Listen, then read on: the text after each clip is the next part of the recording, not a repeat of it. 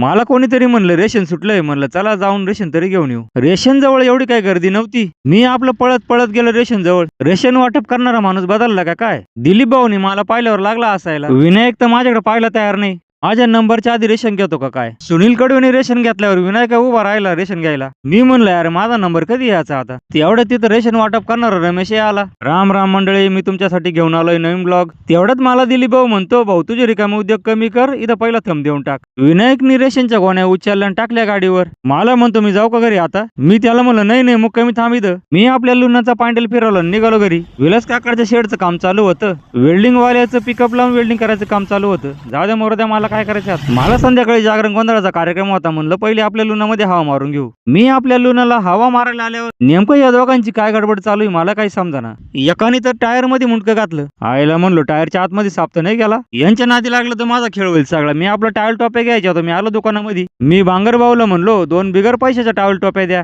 ते मला म्हणते घेऊन जा ना. मी आपल्या लुनाचा पांडल फिरवला, आलो पेट्रोल पंपावर. 100चं पेट्रोल टाकून घेतलं, निघालो रस्त्याने. आम्हाला घरातून निघता निघता 8-8:30 वाजले. मी आपल्या लुनाचा पांडल सट करून हाणला, आलो ना मी जागरण गोंधळाला. मी आपलं पाहुण्यांना भेटून घेतलं आणि जेवायला बसलो. जेवायला रशी पातळीन गुलाबजाम होते. माझे दोन्ही साडू समोरच जेवायला बसेल होते. मी माझं जेवण करून झालं. गोटूला म्हणलं अरे जेवण करून घे. गोटूचं काय माझ्याकडे लक्ष नव्हतं. जागरण गोंधळाला आल्यावर पाहुणे रावणे तर भेटतच राहते. अशाच ठिकाणी भेटी गाठी होत्या पाहुण्याच्या. माणसांच्या काही पंक्ती झाल्यावर लेडीज जेवायला निघाल्या. मित्रांनो, तुम्हाला व्हिडिओ कसा काय वाटला कमेंट बॉक्स मध्ये नक्की सांगा. व्हिडिओ लाईक करा, शेअर करा. श्री स्वामी समर्थ. जय जय स्वामी समर्थ.